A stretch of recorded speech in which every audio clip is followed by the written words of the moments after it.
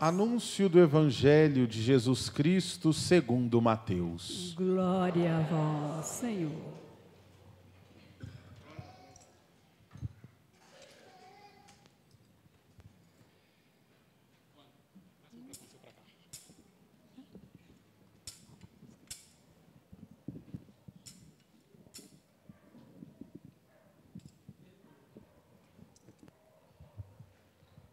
Naquele tempo, quando Jesus entrou em Cafarnaum, um oficial romano aproximou-se dele suplicando: Senhor, o meu empregado está de cama lá em casa, sofrendo terrivelmente com uma paralisia.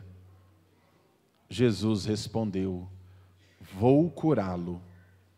O oficial disse: Senhor, eu não sou digno de que entres em minha casa.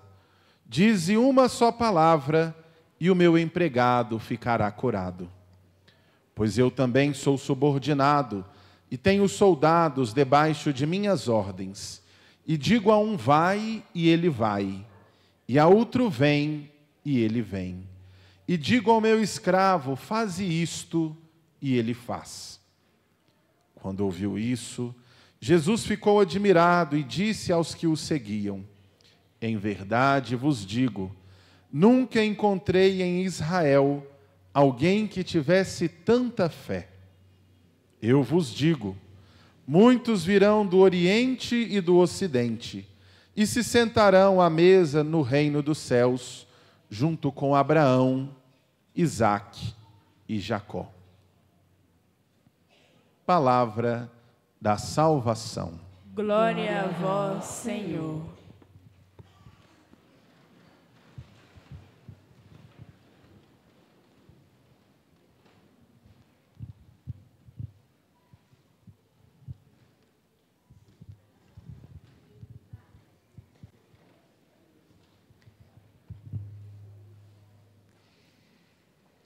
Ver vocês celebrando esta festa me enche de esperança.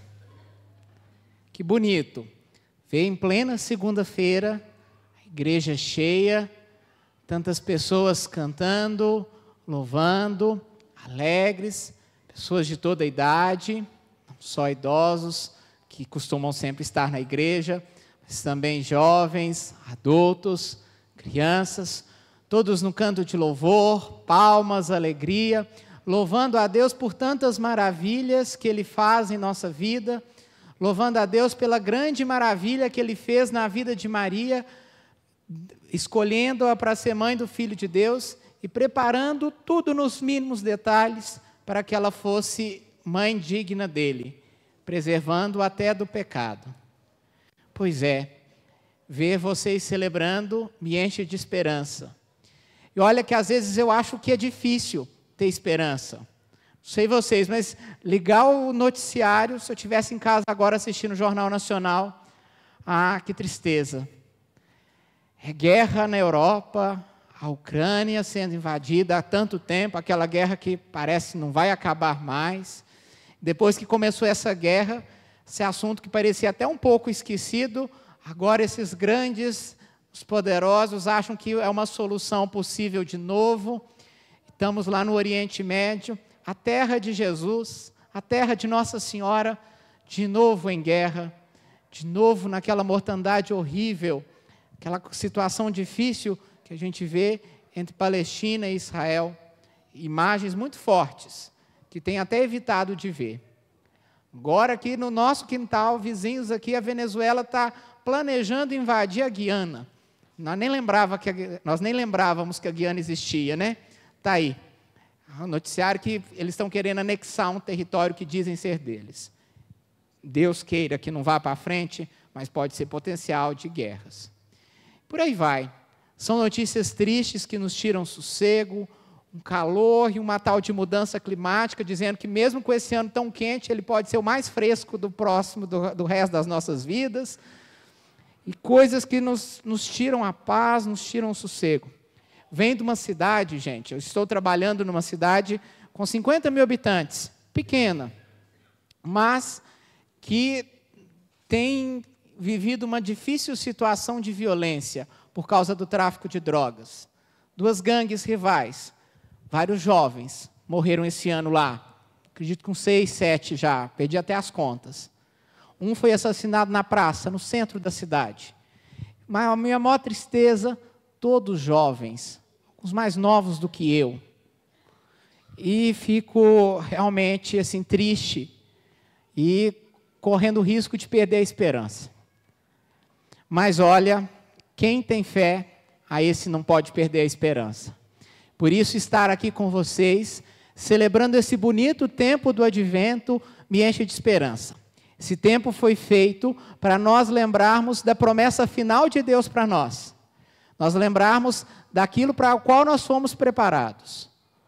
Esse tempo que nos convida a olhar lá para o fim da nossa vida, para o fim da nossa história, e não com medo, não com aquele medo bobo de quem pega o Apocalipse e acha que ali só tem desgraça a ser contada. Não, pelo contrário, o Apocalipse, se quem leu bem o Apocalipse sabe que ele termina com o casamento da noiva e do cordeiro, com a nova Jerusalém, a cidade celeste, onde não haverá nem lâmpada, porque não vai precisar de luz mais, porque o próprio Deus será a luz. Aquele lugar onde não haverá choro, não haverá tristeza. Essa é a promessa de Deus para nós. E é essa esperança final que nos move aqui no dia a dia, nos faz caminhar. É preciso ser profetas. Preciso ser profetas, tal como um grande personagem desse tempo do Advento, o profeta Isaías, aí da primeira leitura de hoje, que faz poesia, está sonhando lá naquele país difícil que ele vive. A gente vê a guerra em Israel hoje, mas quem conhece Bíblia sabe que aquela terra nunca foi sossegada, não. É lugarzinho difícil, invadido e reinvadido por inúmeros povos. Isaías vive num período de relativa estabilidade. Ele foi um dos poucos tempos em que Israel teve um pouco de sossego, foi na época dos reis. Depois de Davi, que ele conseguiu criar uma unidade nacional e seus descendentes conseguiu colocar lá uma estabilidade no reino, mas uma estabilidade difícil, porque foi sempre um país pequeno.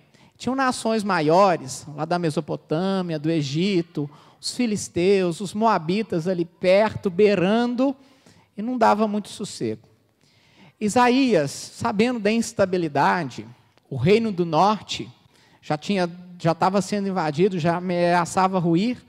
Isaías, lá no reino do sul, lá em Jerusalém, um profeta próximo do rei e tudo, Isaías começa a sonhar. Faz uma bonita profecia, uma bonita poesia, falando do seu sonho.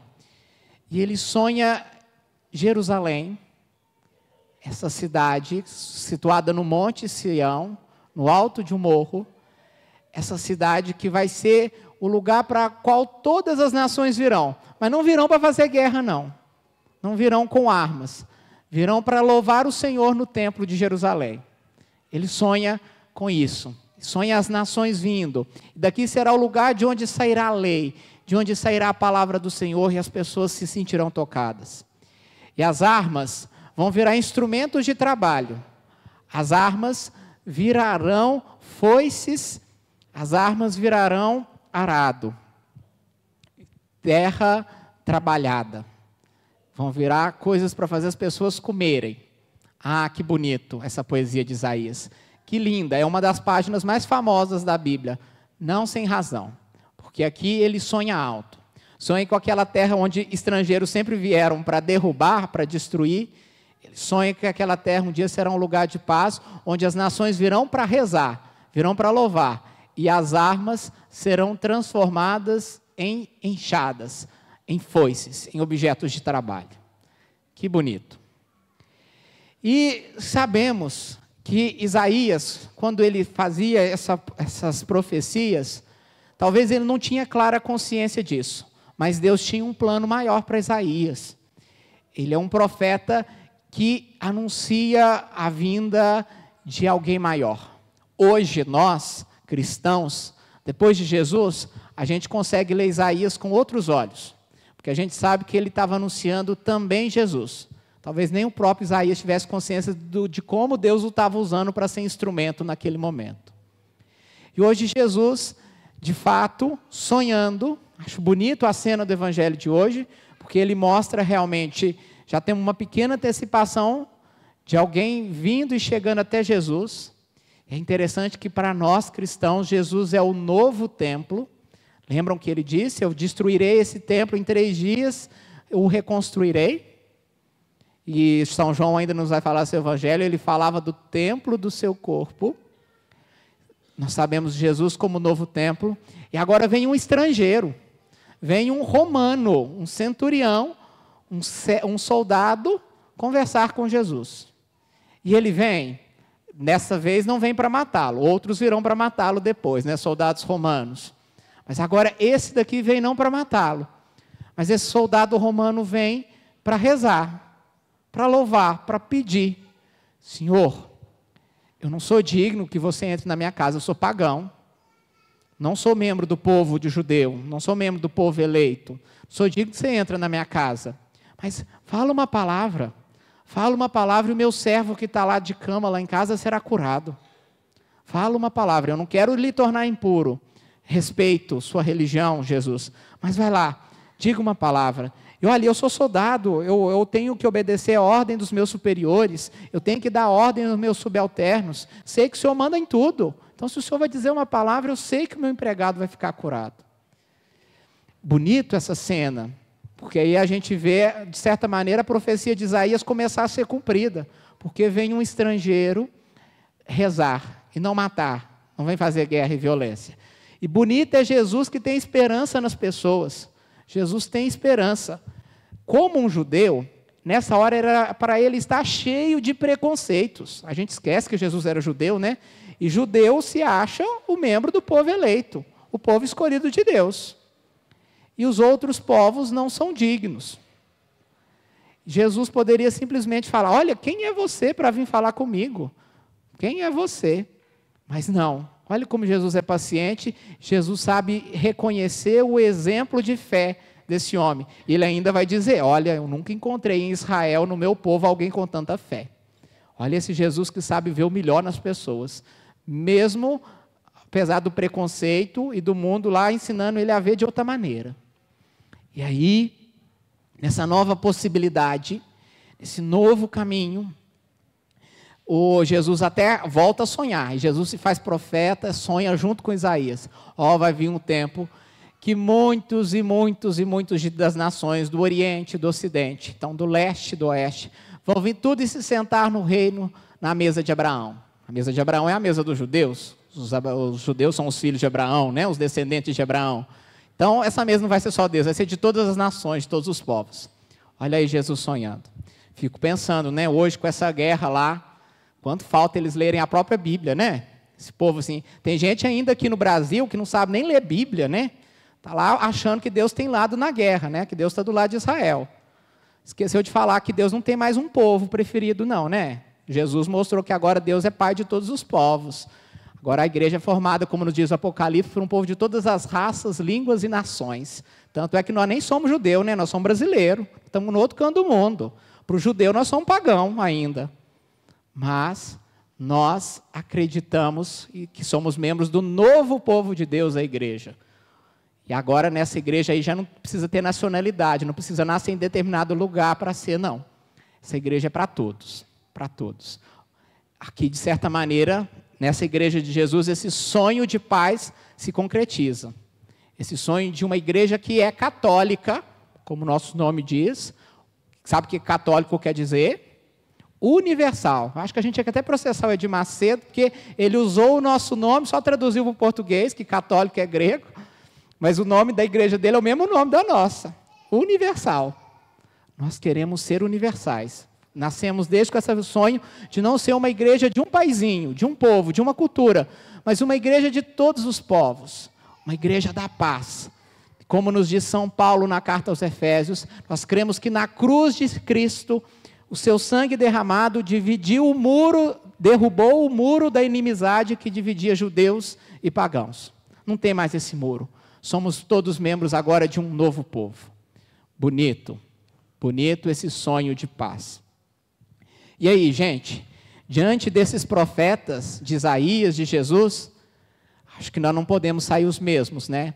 Olhando essas guerras, essa violência, os problemas, mudanças climáticas, tantas coisas acontecendo por aí, as coisas que nos tiram também a esperança lá na nossa família, na nossa casa, nas nossas situações.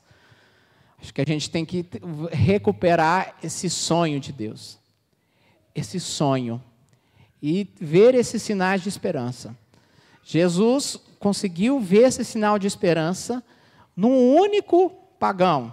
Não foi tão grande quanto Isaías ainda esperou, né? Isaías está esperando todo mundo. Veio um primeiro, mas Jesus já viu aquela cena cheia de esperança. Fico pensando nos pequenos sinais do dia a dia, que a gente precisa ter os olhos de Jesus para ver. Ver os olhos de Jesus. Inclusive, nós estamos aqui numa paróquia mariana, celebrando a festa de Nossa Senhora da Conceição. Tenho certeza, se nós não tivéssemos olhos muito abertos à mensagem de Deus, nós não íamos conseguir perceber a diferença daquela jovenzinha Maria, mãe de um menininho Jesus, não. Nós íamos ser igual aquele povo lá que não acolheu na casa em Belém, porque é mais uma mulher, é mais uma família aí que está passando aqui, que eu não vou acolher. Mas ali tinha algo especial, tinha o grande sonho de Deus sendo cumprido e realizado ali, naquela mulher, naquele pai, José, e as pessoas nem sempre viram, perceberam. Mas Deus trabalha com esses sinais. Nossa Senhora, nossa padroeira, canta mesmo no canto. Olha, ele olhou para a humilhação da sua serva, para essa condição humilde aqui, essa pessoa simples, e fez grandes coisas em meu favor. Percebo que Deus é aquele que usa os sinais pequenos, o que derruba dos tronos os poderosos e eleva os humildes. Despede os ricos de mãos vazias e enche de bens os famintos. É ela que canta, porque ela é a prova viva desse Deus que escolhe coisas pequenas para nos dar grandiosos sinais. Acho que a gente precisa ter o olho aberto nesse advento. Às vezes a gente fica preso nessas grandes catástrofes, nessas grandes desgraças. Ficamos olhando lá, preso por problema, só problema, só problema. Sabe o que é a situação? A gente fica só olho preso ali, esquece de olhar em volta. O convite desse tempo do advento, quando nos manda olhar lá para o horizonte, para o fim da caminhada, é justamente para tirar o olho dos probleminhas do dia a dia, fazer olhar para frente, olhar para o Senhor que vem, fazer a gente relativizar esses problemas, colocar em segundo plano. Eles não são tão grandes quanto parecem, não. Maior que todos eles é Deus. Maior que todos eles é Deus. Aprendamos a olhar os pequenos sinais com esse olhar de esperança. Aprendamos a ser poetas como Isaías e sonhar que, de fato, o templo, Jesus, seja o lugar de união de todos os povos e as guerras terminem e as armas sejam usadas para trabalho, para dar comida, para dar vida para o povo. Esse é o sonho de Deus. Espero que vocês também não deixem de sonhar com Ele.